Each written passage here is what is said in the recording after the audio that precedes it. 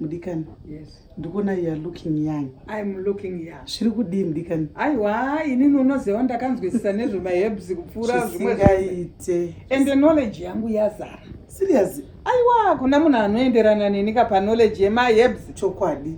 Unonyepa. Apa kunwa muri kunwa? Ndiri kuti kuno. Apa muri kuita mudikicha? Mira. Hey! Hey, mai mapfumo! Pindane pano! Paita sadza nenyama pano!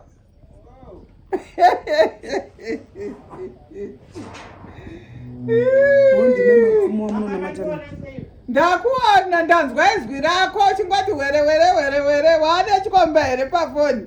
Kana tikutotaurirwa nava vari kuitisa zvidzidzo zvevana kuti tato vako muri kuuya ivi. Tataiwa ndakutouya. Chigara nepapo, gara nepapo. Zvamine vana. Kwazoi? Tiripo? Makadiko mai? Tiripo hangu. Tiripo izvi. Ewe. Unenge uchadonha. Makadiko. Tiripo makadiwo. Tiripo zvedu. Handibhena. Yes. Vakandova vakuru vechechi yedu kava ndovana mai mapfumuka. Ndo vanonzi mai mapfuma. Ndo amai vesection yese ino yese seketi yese ni. Ndafanira kukuziva mai. Aiwa tesei. Aiwa zvino. Ava ndehandibhena. Handibhena ava vanoita zveempowerment. Empowerment yekuempower madzimai ari lazy semi.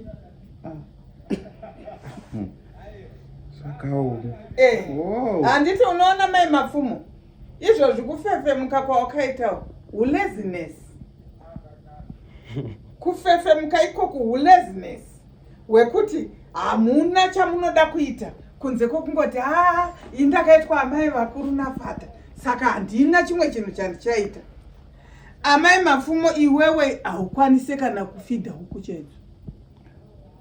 Haukwanise kana kuti iwe utsvaire yadhi yako chayakusesa nebadza kudai.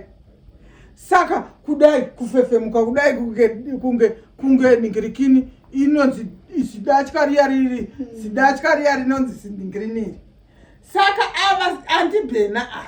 Zvichiri zvekundichaedza here zvamuri kutaura? Ndiri kutaura ndichi-explaina. Amai Jilimba, kana muchitaura mashoko amuri kutaura muchiti munhu Datya, mune chokwadi nezvamuri kutaura? Chandinenge ndichiedza kuexpressa ndechekuti handiti unoona vana handibhena. Vana handibhena vanodzidzisa matatya semi kuti muve muri vakadzi vari jacked up sana Jilimba. Kuempower your character, your channel, kuti iwe unge uri empowered. Wazvinzwa? Handibhena ava havazoita kuti iwe umirire chete ngo ndiramai vakuru vesection, ndiramai vakuru vechita, ndiramai vakuru veparish. Ayo vanda kuti uite amai vakuru veparish wogoita futi amai vakuru veparish vanonge vachishandisa maoko avai. Saka inga ndinoshanda kutungamira kutori kutoshanda zvakapfurikidza nezvamuri kutaura. Vana vako vachidya utungamiri here? Vana vako iwewe mai mapfumo. Amai, ini zvandachedzerwa pana handisi kuzviziva. Inini rega ndiende kuchei. Chimira ndikutaurire. Amai mapfumo ava handibhena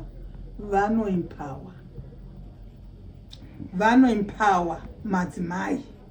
Hazvinei kuti uri mukuru wechechi, hazvinei kuti uri chiremba dhokota chaiye, hazvinei kuti iwewe une shopu mutauni pakati paHarare, hazvinei kuti une usimbe, hazvineizve kuti iwewe haugeze. Vanoempower. Ichokwadi. Vamwe kamunongopfeka mauniform asi kugeza hamudi. Saka muri kuti handigezei? Aiwa, wakatarisa ganda rako nerangu zvinoenderana here? Munhu anozvarwa zvakasiyana. Munhu anozvarwa mutsvuku muri aiwa ndisiyei ndibvirei aiwa. Imamai mwana. Zvamandisedzera pano handisichadziva kuti zvii. Kana muchida kundiedza ndiedzei zvakanaka. Achimirai vatsanangurirei. Inini muridzi wechinhu handiti. isusu mabatsiro atoita madzimai varume vakadzi vakomana vasikana tiri kutraya kubvisa chinhu chinonzi poverty tiri kutraya kuunza chinonzi respect mumusha menyu mufamily mungava machero respect inounzwa vanhu vemazuva vanorespekta mari they don't respect age they don't respect even munhu ndosaka muchiona kuti murume munhu mukuru anosumukira mwana mudiki nekuti ane mari achimupa chigaro saka tiri kutraya kusimudzira munhu wese nebusiness opportunity yatinayo mai mapfumo ngoti matauro wazvakuitwa naJilimba panenge akuita kakuwanza but tiri kusimudzira munhu wese kuti uwane mubato wemaoko uzviitire mari yako uremekedzeke musociety chero muchechi vatungamiri vemechechi ava vanotidawo tine mari tichisawo something patafura ndozvakupedza kutsanangura saka ndomamirira zvakaita kana mune mubvunzo ndinokubatsirai ende inini wacho ndini ndinoofa matrainings aya ndinokudzidzisai pachena mahara kuti mozviita sei starting from scratch chero mutori ani muri mutungamiri chero vakarambwa kuchechi kwenyu chero vakafirwa vaudze kuti musaswere muchifambira mamaintenance nei kuna andibhena vari kuimpawa munhu wese from zero scratch kuti usumukire uzvimiririre wega semudzimai nemubvunzo yeramai zvakaipa zvandakudedzera aiwa zviri kutaura ava ndiri kuzvinzwisisa asi matauriro yenyu amuri kuita amaita zveyava ndatoteerera zvinhu saka ndinokwanisa kutoti makutondidzidzisa kuti bhizinesi rinotangwa sei exactly motouya ndotokudzidzisa kuti bhizinesi rinotangwa sei motokokoma mamwe madzimai kuchechi kwenyu kumaraini kwenyu vakagara chero vari kuenda kubasa chaiwo motouya nawo tokudzidzisai muri pamwe chete muri chikwata muri gurupu kudaro motosumuka mufamily motoremekedzeka motova vakadzi vakarongeka vari kuzvitengera mafuta avo vari kuzvitengera zvakasiyana siyana above wo kuendesa vana kuzvikoro chaiko makutobatsira kunyange murume mumba makambondidzwa chikumbira sauti kumba kwenyamajilakapinda kare uyu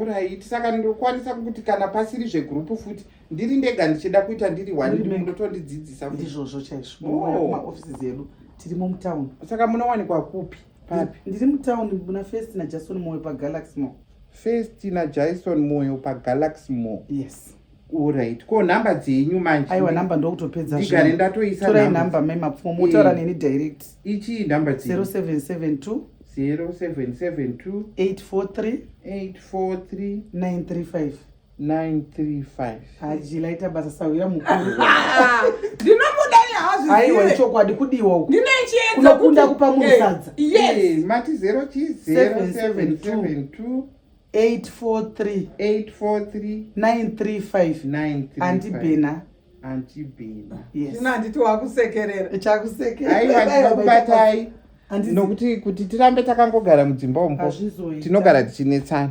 endaugeze aiwa kugeza ndinogeza neutema chete zvandakangozvarwa kune utema